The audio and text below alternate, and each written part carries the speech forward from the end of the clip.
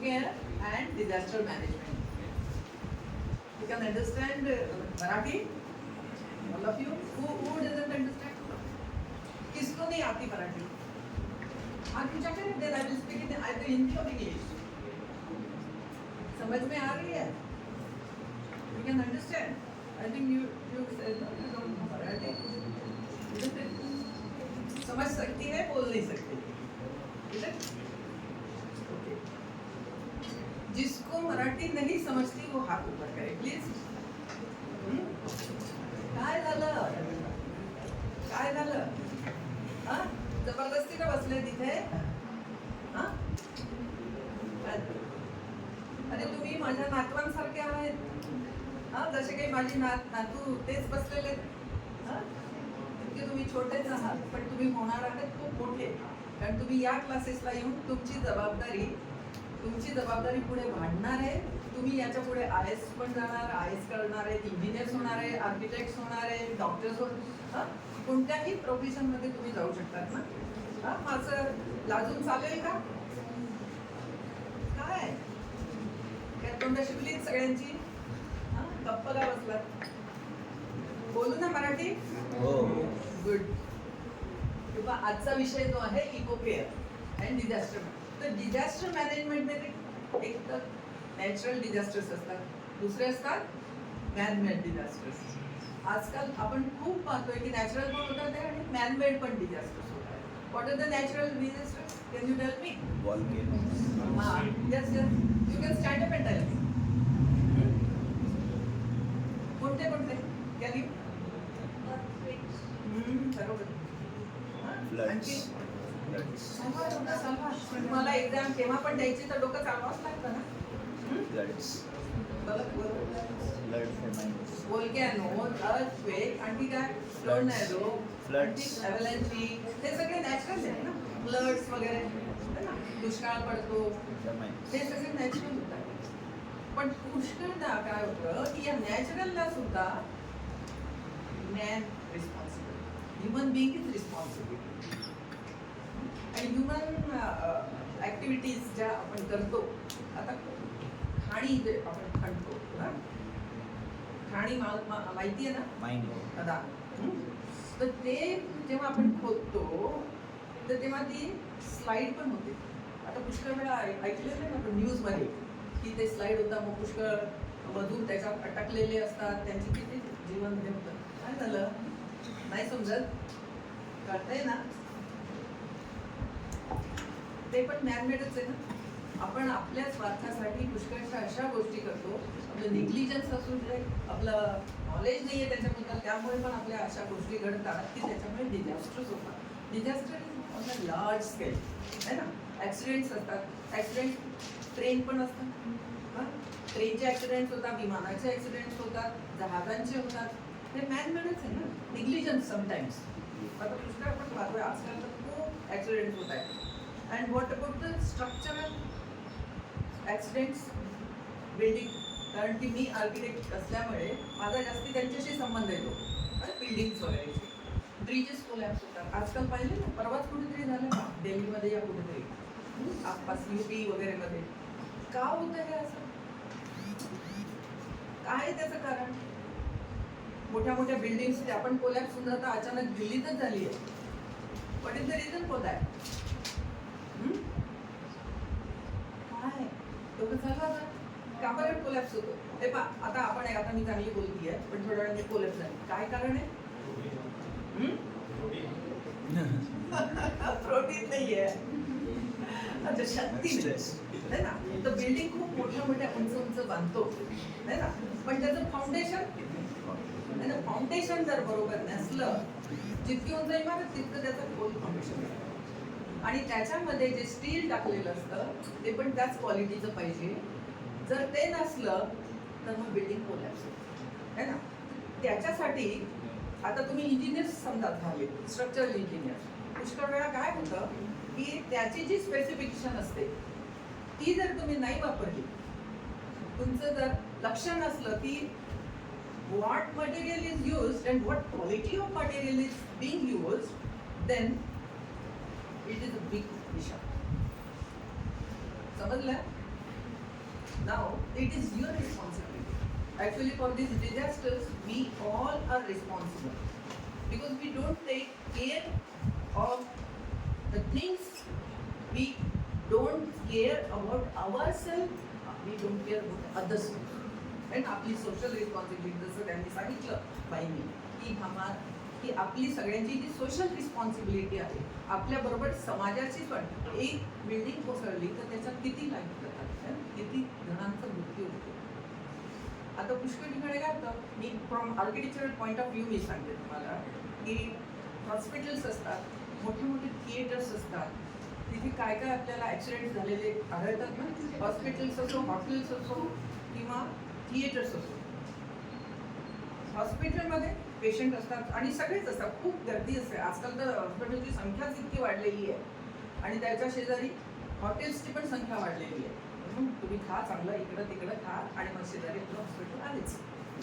तर म्हणजे या दोन्ही आणि या इमारती दोन्ही पण इतक्या उंच उंच आणि मोठ्या मोठ्या असतात. पण चूक काय असते सांगू शकेल कोणी? बिल्डिंग कशी असते? आवाज येतो ना सगळ्यांना? सॉरी मी विसरूनच गेले. आवाज ऐकू येतो सगळ्यांना? बिल्डिंग बांधताना प्रॉपर व्हेंटिलेशन आणि प्रॉपर जाण्याचा मार्ग हा सोडलेला नसतो. जेव्हा गर्दी असते, गर्दीचं ठिकाण, थिएटरमध्ये पण गर्दीच असते ना. ते एकदम आता चुकीने समजा मी खूप वर्ष झालं पण मी आता इलेक्ट्रिकल लाईन्स पाहिल्याच नाही, चेक नाही केलेल्या की ते चांगली आहे की नाही, तर त्याच्यामुळे आग लागू शकते, शॉर्ट सर्किट होतं. ते शॉर्ट सर्किट झाल्यावर मग आग लागल्यावर पळायचं कसं? कारण सगळेच जीवाच्या भीतीने बाहेर पडू लागतात. मग तेव्हा जर तेव्हा एकच मार्ग असला तर सगळे चेंगराचेंगरी होईल ना, नाही का? मग त्याच्यासाठी काय करायचं? काय करायचं सांगा? त्याच्यासाठी उपाय काय?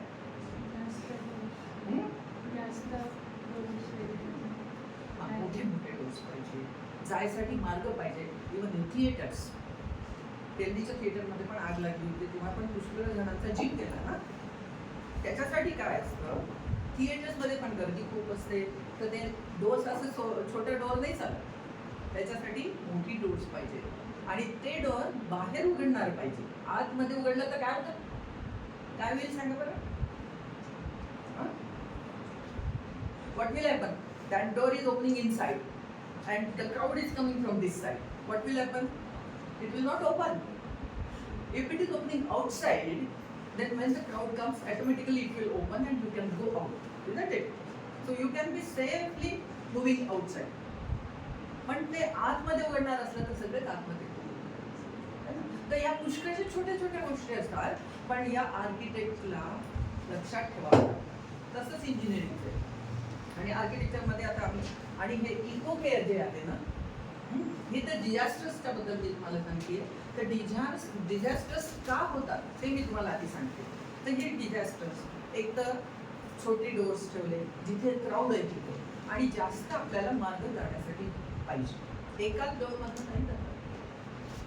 खूप जेव्हा गर्दी असते तर एकाच डोअरमधून जाऊ नाही शकत, तेव्हा चेंगराचेंगरी. तर you should have more openings, large openings for hotels, theatres and big auditoriums. So we have to think about it. And when you are going to be an engineer or architect, you should think in this way that everybody should be safe in any building. ठीक है? And because see, का नाही करत लोक, माहिती असून सुद्धा का नाही करत? काय होतं मोठं ठेवलं तर? What happens?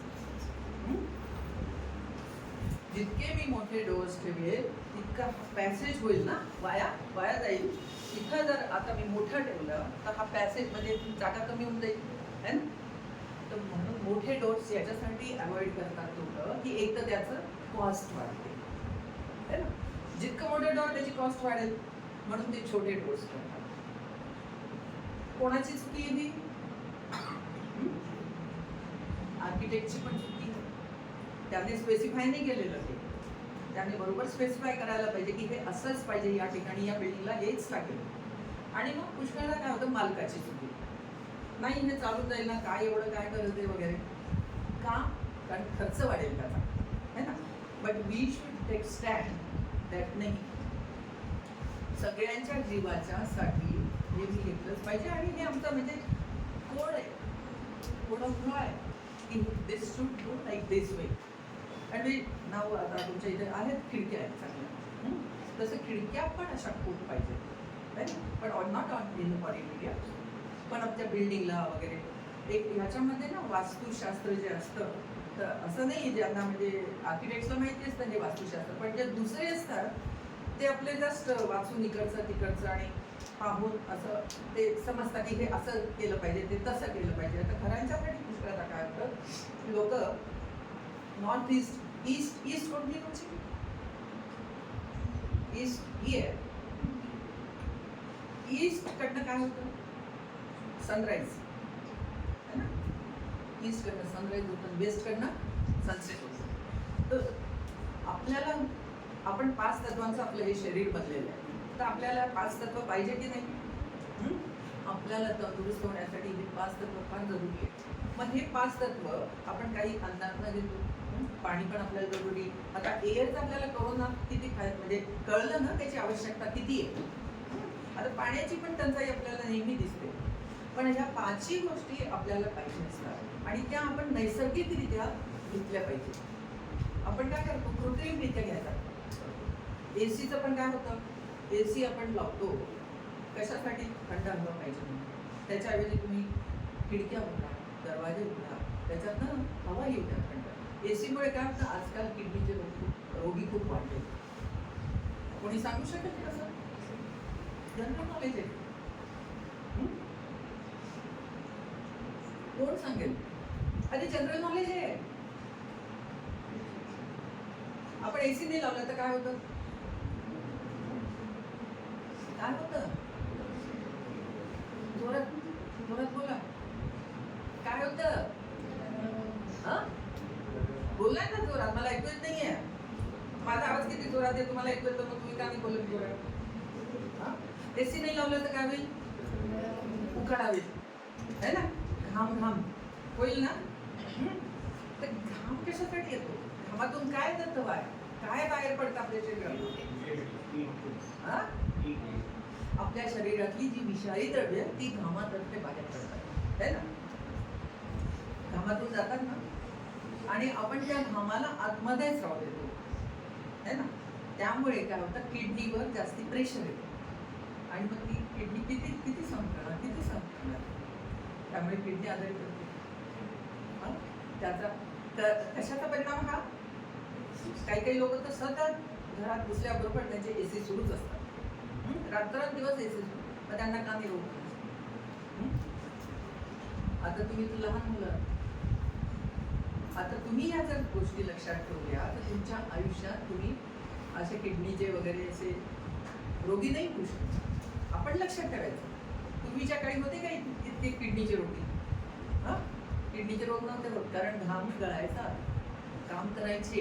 आजकाल तर ते काम करताना पण घाम नाही गळत, है ना. कारण सगळं असं आधुनिक झालेलं आहे की आपल्याला गरजच नाही आहे. म्हणून निदान ॲटलिस्ट तुम्ही नेहमी 24 तास एसी मध्ये नाही राहायचं. पंखा चालू शकतो, पण आपण तो बंदही करतो, हे करतो. पण एसीची जर सवय झाली ना तर या शरीराला मग आपण बिना एसी पण नाही राहू शकत आणि मग तेच आपल्याला रोगी बनवतात. अशा छोट्या छोट्या गोष्टी त्या आपण पाळल्या पाहिजे. आता आपण याच्याकडे येऊ पुन्हा, बिल्डिंगच्या. ओके, एक तर मी तुम्हाला सांगितलं दरवाजे मोठे पाहिजे. ओके, आता दरवाजे, आता समजा आपण घर बांधतोय तर दरवाजे बंद, नॅचरल एअर आपल्याला मिळाली पाहिजे, है ना. नॅचरल एअर नाही आहे म्हणून आपण एसी वापरतोय. थंड हवा आपल्या घरात येत नाही आहे, आपल्याला उकडा होतं. थंड हवा कोणत्या पद्धतीने येते? मी वेस्टकडे मोठे दरवाजे खिडक्या ठेवले तर काय होईल? What will happen? If I keep big doors and big windows, big openings on the west side, what will happen? South and west. सूर्य असा मावळतो ना, आणि सूर्याचं प्रखर किरण जे असतात दुपारपर्यंत येतो तो इथे, तर त्याची जी प्रखर किरण जे येतात ते ऊन घरात येतं आणि त्याच्यामुळे काय होईल मग? है ना. आणि ईस्ट आणि नॉर्थ साईड कूल असते, कारण त्या साईडने तो सूर्य येत असतो. सकाळची किरणं कशी असतात सूर्याची, सकाळी तो म्हणतात ना फिरायला जायचा, एकदम संध्याकाळचं जेव्हा सूर्यास्ताला जातो तेव्हा आपण फिरायला जातो. पण सकाळच्या ज्याच्या वातावरणातील उन्हाची किरण आपल्या शरीरात मिळाली पाहिजे. त्याच्यामुळे काय होतं, आपल्याला काय मिळतं सूर्यकिरणांमुळे, आपल्याला डी विटॅमिनची गोळी नाही घ्यावी लागणार, डी विटॅमिनची गोळी नाही घ्यावी लागणार है ना. म्हणून घर बांधताना युजली आम्ही काय करतो, महिला ज्या घरी राहणाऱ्या असतात तर साऊथ ईस्ट त्या बाजूने सूर्याचे प्रकाश किरण घरात येत राहतात. जी स्वयंपाक करते बाई तर तिचा तो ओटा त्या बाजूला असतात, तर आपोआप तिला मिळतात. तिला जरूरच नाही बाहेर बसून ऊन खायची, स्वयंपाक करतात तिला मिळतो सूर्यप्रकाश, त्याच्यातनं तिला विटॅमिन्स मिळतात. आता नॉर्थ आणि ईस्ट साईड कुलिंग असते, तर त्या बाजूने आपल्याला थंड हवा आली पाहिजे.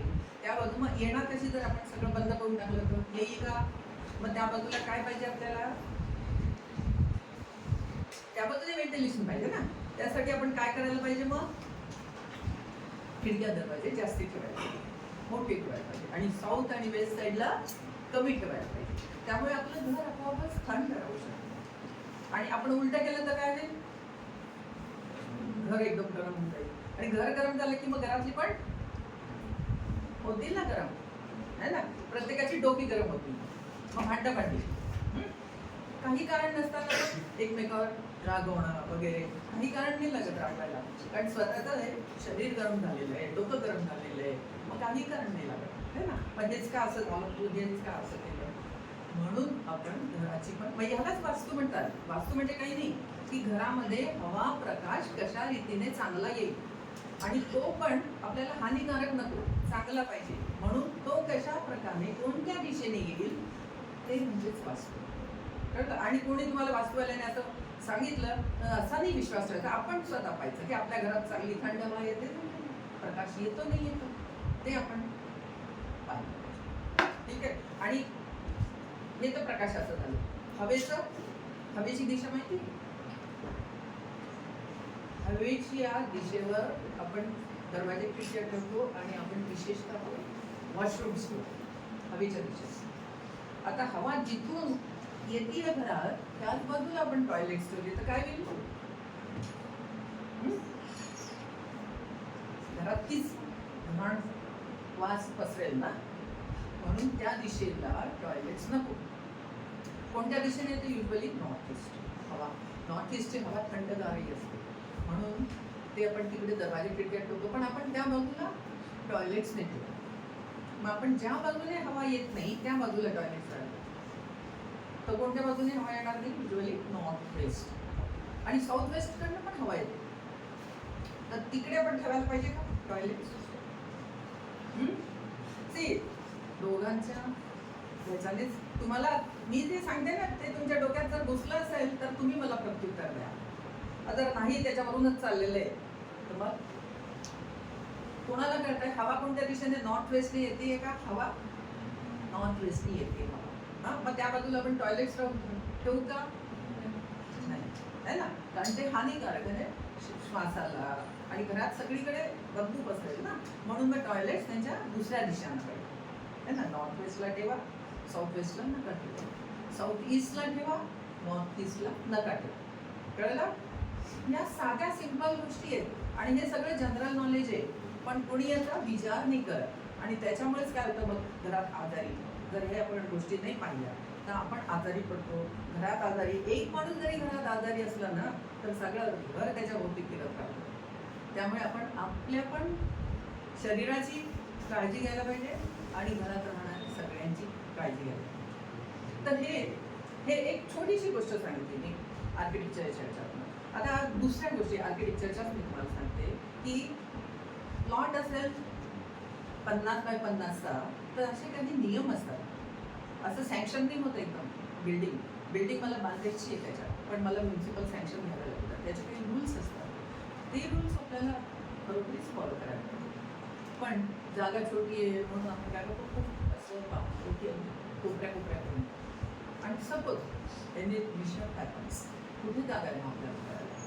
म्हणून आपण आपल्या स्वार्थासाठी जास्ती हे जे होतं ना ते आपल्या स्वार्थासाठी, त्यामुळे जी आपल्याला म्युन्सिपल कॉर्पोरेशनने रूल्स दिलेले आहेत त्याप्रमाणे आजूबाजूची जागा सोडली पाहिजे, कारण तेथून आपल्याला पळायला काम होते. आणि मुख्य म्हणजे आपल्याला हवा लाईट सगळं येतं. अगदी घरात घर लागलं असतं तर हवा लाईट येणार आहे ना. त्याच्यासाठी हे काही रूल्स असतात, काही पाईपलाईन्स असतात, ते फॉलो करतात. तर ते जाण्यासाठी जागा पाहिजे असते. तर त्याच्यामुळे आपण पुष्कळदा आपल्या स्वार्थासाठी हे रूल्स पाळत नाही. आता तुम्ही जर आर्किटेक्ट किंवा इंजिनियर्स झाला, you know that those rules, but your client may not follow. पण आता माझे पण क्लायंट्स असतात, ते पण म्हणतात नाही मॅडम काय झालं, हे इथे करू ना, असं करू ना. मी नाही बिकॉज त्यांच्या जीवाला तर हानी आहेच. पण सपोज इन्स्पेक्शन झालं तर माझंच सर्टिफिकेट कॅन्सल होईल ना, तर माझंच आर्किटेक्चरची डिग्री चालू कॅन्सल होईल. म्हणून आम्ही असं पाळतच नाही. पण काही लोक लपवतात चपवतात करतात, तसं तुम्ही करायचं नाही. बरोबर. आपल्याला थोडे पैसे मिळण्यासाठी आपण दुसऱ्याचं आणि आपलं आयुष्य धोक्यात घालायचं नाही. आता हे तर प्रत्येक क्षेत्रामध्ये झालेलं आहे ॲक्च्युली, है ना. प्रत्येक क्षेत्रामध्ये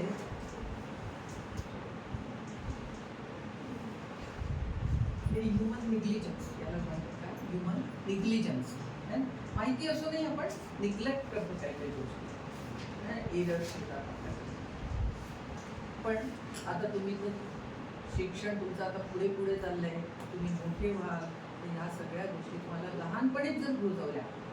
आणि ह्याच्यासाठीच आपण काय करायला पाहिजे, पुष्कळ वेळा जे हे डिझास्टर्स होतात ते आता छोट्या घरापासून मी तुम्हाला सांगितले, तर मोठे मोठे पण होतात.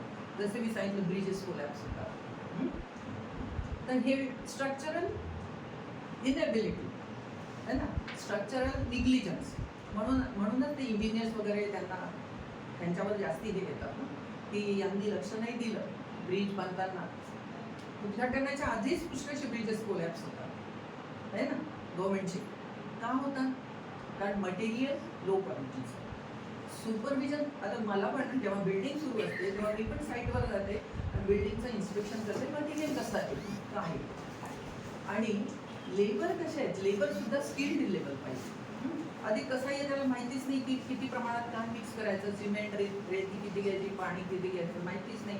कसंही करेल आणि करेल ना, करायचं म्हणून करायचं, हे व्हायला नको. ते जे प्रमाणात असतं तेवढंच करायला पाहिजे. तर इंजिनियर्स पुष्कळदा काय होतं, आता तुम्ही होणारे इंजिनियर, भविष्यातले इंजिनियर, तुम्हाला हे काटेकोर रीती पाळायला गेलं पाहिजे. आणि याच्यामुळे सगळं अवलंबून असतं की बिल्डिंगची स्ट्रेंथ है ना. स्टील जे असतं ते 12 mm, 16 mm, 20 mm पर्टिक्युलर तुम्हाला प्रत्येक गोष्ट पाळावी लागेल है ना. साईटवर जाऊन हे आपल्याला इन्स्पेक्ट करावं लागेल. निग्लिजन्स त्याच्यामुळे आपला तर नाही, आपली नोकरी पण चालली जाईल, आपल्याला पण धोका, फॅमिलीला धोका, पण सगळ्यांचा जीव जातो त्याच्यामध्ये. तर ते जसं घडू नये म्हणून. पण ह्याच्या मागे काय स्वार्थ प्रत्येकाला. या स्वार्थापायी माणूस विचारच नाही करत. आता हे प्रत्येकाचेच भरलेलं आहे, प्रत्येकाचं भरलेलं आहे हा स्वार्थ, पैशाचा लोभ. आणि हे कसं कमी होईल मग? जसं या भाईंनी सांगितलं होतं ना की मेडिटेशनचा उपयोग आहे. आपले जे विकार आहे, काम, क्रोध, लोभ, मोह, अहंकार प्रत्येकातच आहे. माझ्यात आहे असं नाही, माझ्यात नाही असं नाही है ना. थोड्या पण प्रमाणात आहे, सगळ्यांमध्येच आहे. ते आम्ही पण घालवायचा प्रयत्न करतो मेडिटेशन. पण हे जे आहे हे तुम्ही जर मेडिटेशन केलं तर तुमच्या मनावर ताबा राहतो, तुमच्या मनाला स्ट्रेंथ मिळते. आणि तुम्ही ह्या लोभाच्या गोष्टी, स्वार्थाच्या गोष्टी याच्यावर तुम्ही विजय पाहू शकता. आता याच्यामध्ये ते मी म्हटलं होतं disaster management, eco.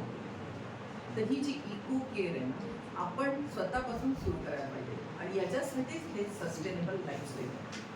Sustainable lifestyle माहिती आहे तुम्हाला काय आहे? ऐकलंय? ऐकलंय की नाही? नाही ऐकलं? आता मी जे वास्तूचं पण सांगितलं ना, ते पण सस्टेनेबल मध्येच आहे ना. म्हणजे आपण निसर्गाचा जास्तीत जास्त उपयोग करून घ्यायचा, कळलं. आणि निसर्गाचा कसा नैसर्गिकरित्या करायला पाहिजे, असं नाही की त्याला नुकसान देऊन करायला पाहिजे. आता पुष्कळसं कळलं असेल ना सगळ्यांना. आयुष्यात तुमच्या तुम्ही कोणतीही पोझिशनवर असू शकाल. इवन तुम्ही नोकरी नाही कराल पण घरात तर असू शकाल ना. हाऊसवाईफ असू शकते, मुलगी असू शकते, पण तुमची जबाबदारी तुम्ही पाळली पाहिजे. कशा प्रकारे? आपल्या घरात इकोसिस्टीम पाहिजे, आपल्या घरात सस्टेनेबल लाईफस्टाईल पाहिजे. Sustainable life. आता पहा आजकाल किती झाले फॅशन. आपण घरात कितीतरी वस्तू आहे पण आपण काय करतो, हे घेऊ ते घेऊ ते घेऊ, है ना, करतो की नाही? आता तुम्हाला साधे छान दिसताय पण काही ठिकाणी असं असतं की असू शकतात घरात पुष्कळ वस्तू पण तरी पण एक्स्ट्रा आपल्या घरात जागा नसते.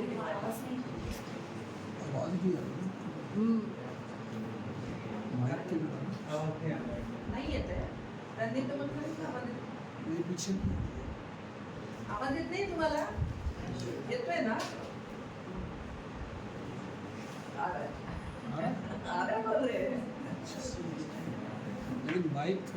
ऐकू येतं ना सगळ्यांना?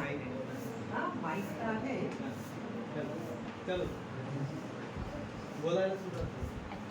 पण माझा इसकी आवाज नहीं मला नव्हतं ऐकू येत. मागे कोणी बोललंच नाही, इंटरेस्टेड नाही आहे ऐकायला. सांगितलंच नाही मला. तिथपर्यंत ऐकू येतं मला माझे कारण मान हलू है ना. पण मागच्या लोकांना ऐकू येत आहे की नाही? मागच्यांना ऐकू येत आहे ना?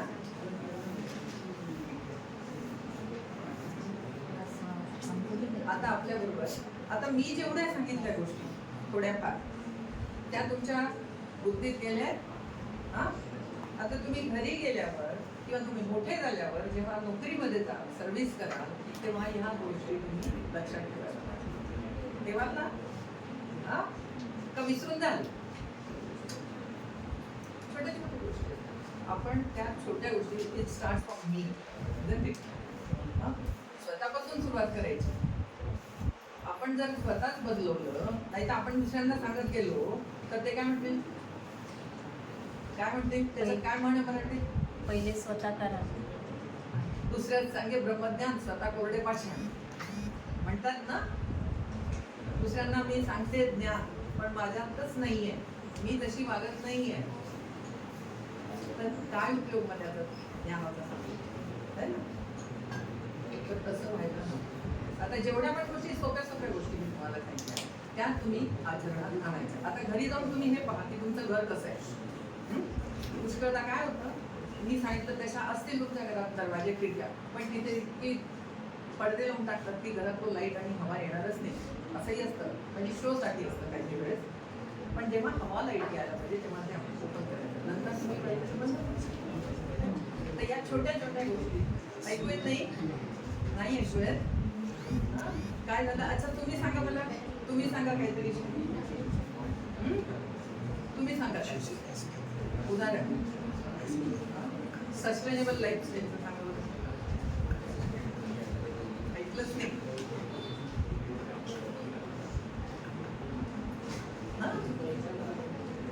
ऐकलंच नाही ना? उपयोग काय बरं क्लासमध्ये बसून? आता दुसरे आपले भाऊ आलेले आहेत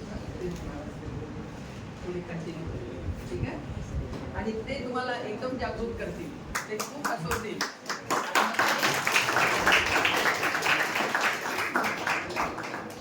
ओम शांती. पुन्हा सुरुवातीला जसं बोलतो ओम शांती म्हणा आनंदाने. ओम शांती म्हणा.